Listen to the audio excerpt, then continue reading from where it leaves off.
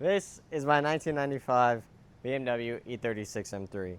And at a first look, it looks really clapped out with these questionable headlight covers. It's a weird front bumper that's busted, and these ugly TE37 replicas that have 10 lugs. My name is Nathaniel Kalinich, and I will be restoring and modifying this once BMW legend. These aren't held in by much. You just pop the hood, and there are two. Oh, it's only held in by one bolt. The guy was missing the bolt on the other side, so let me get that done.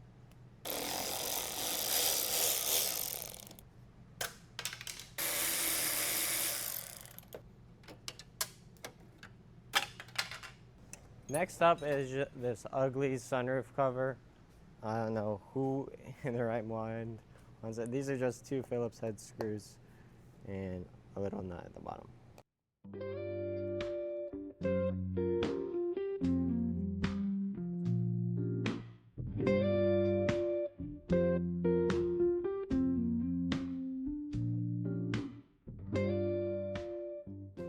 Say goodbye to this ugly thing. We don't need that anymore.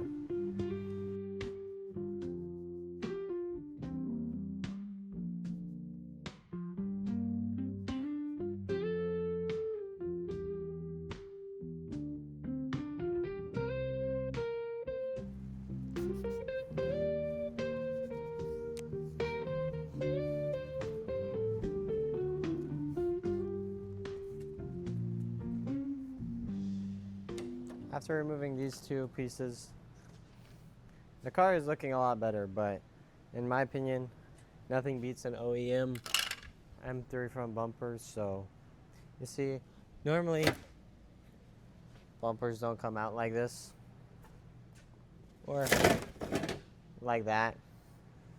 Just I'm looking underneath. There's chicken wire guarding this for some reason.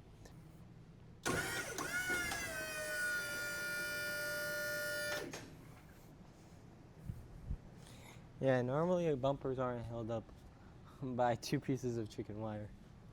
Let's cut that off. In my experience, I have mostly dealt with stock E36s, which I have been blessed to find. But this is my first modified one. And if you're looking for an E36 yourself, I'll highly recommend the more stock, the better it is.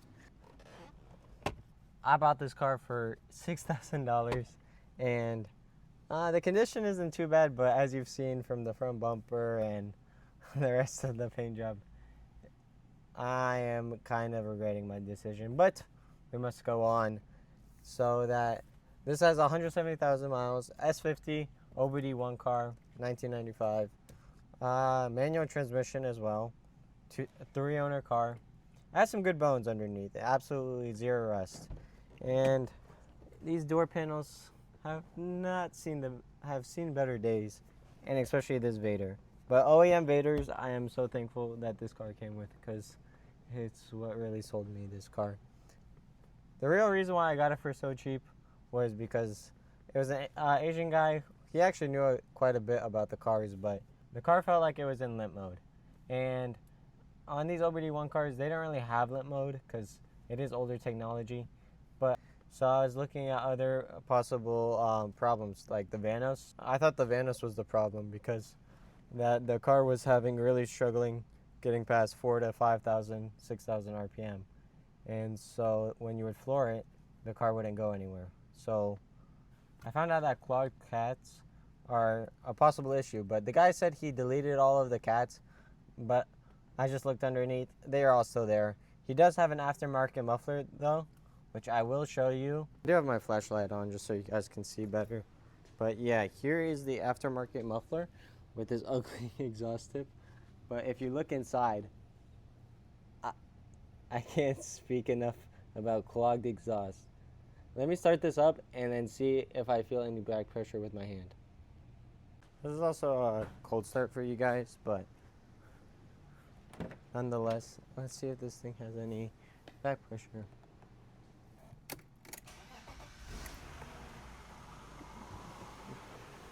quiet as a whistle, but there is like the slightest breath coming out of this exhaust. So I do believe that this is the issue, and let's remove it.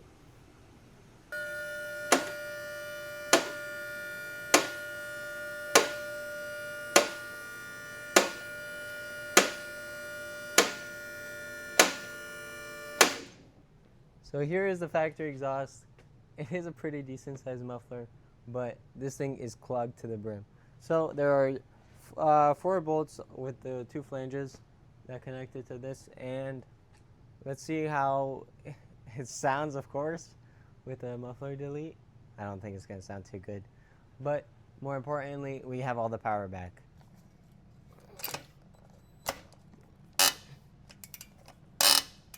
That sounds crunchy.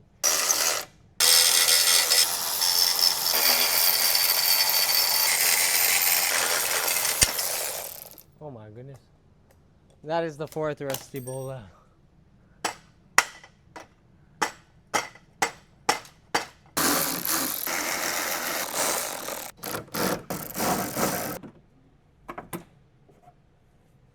How the hell is this thing standing up?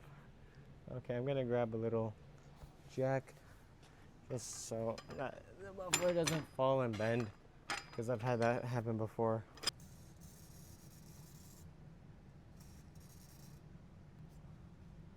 I'm just gonna cut these off.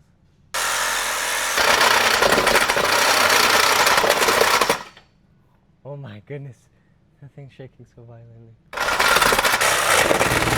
Wait, hold up. Might not even have to cut this. I just took some violently shaking from the Craftsman thing, so let's try to pull this out right now.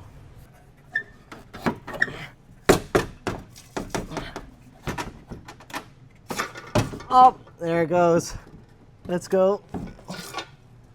Successfully. So we successfully pulled the muffler out by shaking it with the Sawzall. And yeah, let's get this thing on the ground and actually go for a test drive, and also see how it sounds, because no muffler would be kind of cool. So let's lower it down. Having a lift does make this 10 times easier. Let's see how she sounds. It's definitely a lot louder. Let's pull it out. Yep. Mufflers do a big difference. Just listen to this. Let's go for a little test drive.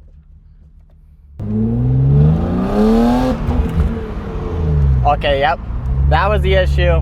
The muffler was so clogged that this thing could not breathe. The radio popped out of the thing. Okay. This is a lot faster than my M52, I can tell you that. The whole front end just lifted up and like I felt like it wanted to do a wheelie. But yeah, it pulls good, pulls strong. The guy did a lot of maintenance before me. He said around like $6,000, and I could tell like the intake manifold was off.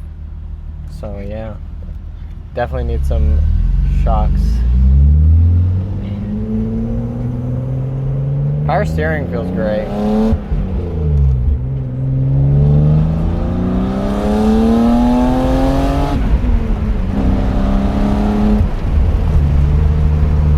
Yep. Easiest fix ever. Wow. I didn't know a clogged muffler could do so much for a naturally aspirated car. I don't know if you guys can tell, but my radio keeps on popping out. We need to definitely get an aftermarket one that can actually stay in place. Maybe even Apple CarPlay. This is my little test track right next to our baseball game. Look, this is the 2nd gear.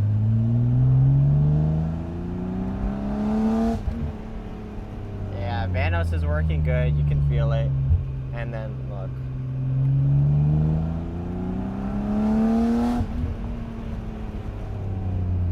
It does pull strong. This is just a sound clip for my dad mostly, but I'll throw it in here.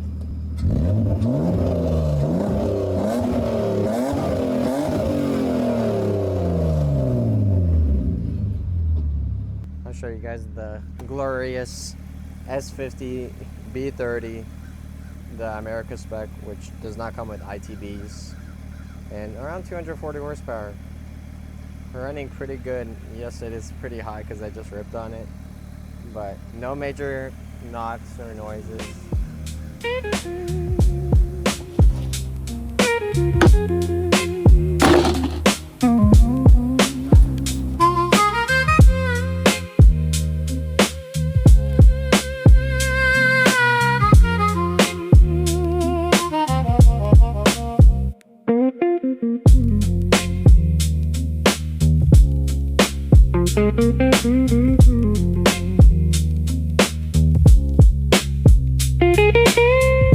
Back here inside the shop with my E36 M3 that I got for $6,500.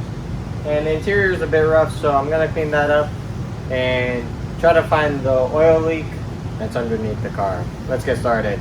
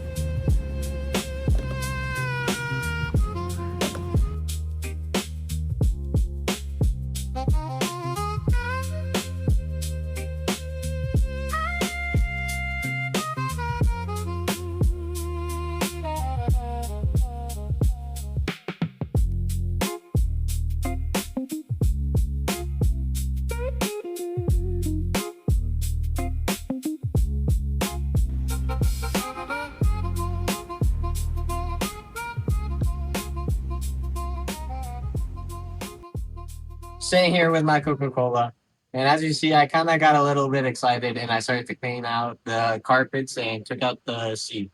So basically what I did was use the vacuum, then I put the blower, and then I sucked it all up with the water.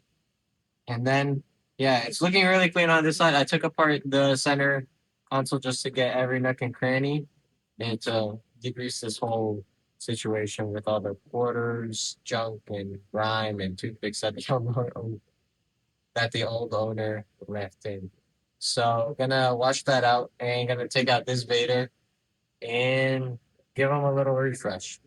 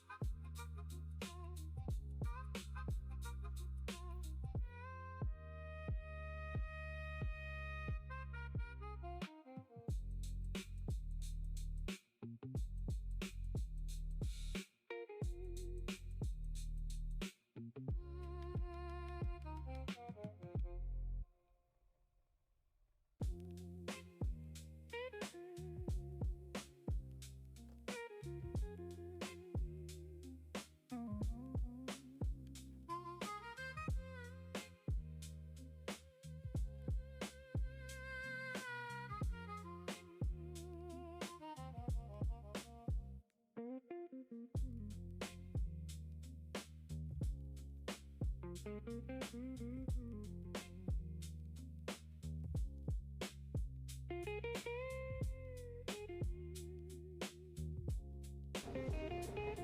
the last clip, you probably saw me cleaning up the interior, and it looks pretty good.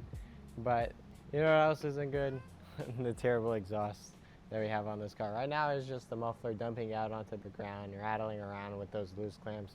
And over here to my left, I have a Temu exhaust. I paid $113, I believe, with free shipping, and for this beautiful Flash Shark exhaust. Let's open it up and see what we actually got ourselves into.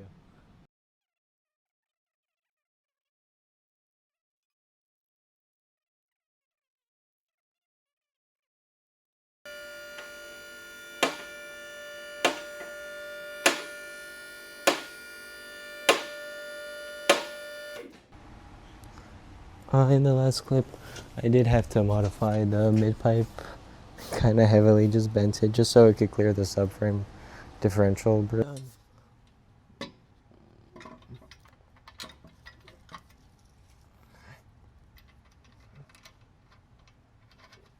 That's one nut in.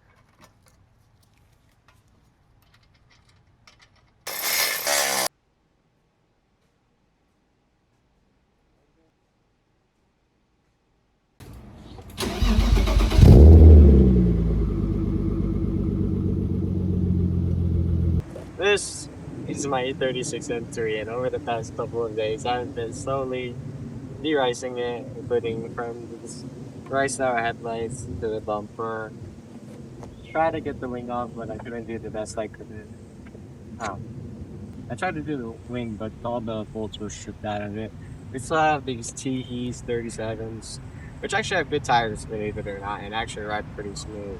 So over the past couple of days, we took off the front bumper, took off these headlights, we vacuumed the interior, we cleaned the carpet. This still has the coffee smell from when the owners spilled coffee. The main reason why I got this car so cheap is that the exhaust was holding so much back pressure with the broken muffler, and I just put this Temu muffler on just with the ties, just so I can toss it on because I was a bit in a rush today. I'll clean it up later with the mounting brackets. And the S50 that's in this car actually runs pretty solid. So yeah, the future build for this car, that isn't meant to be some sort of crazy turbo S50 on a link ECU. It's more of a get some nice coilover, adjustable dampening, and actually did this out for my very first track day. Yeah. Yeah, normal suspension isn't supposed to do that. But the shifter, no gears grind, fortunately.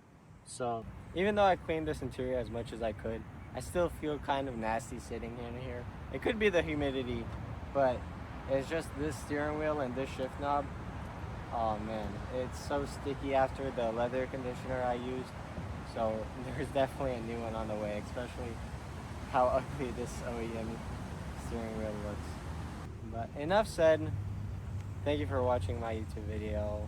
Hope that this inspires you guys, that you guys can find good deals as long as you guys look hard enough. And a little clap doesn't mean that it can't be restored. I love you guys. God bless.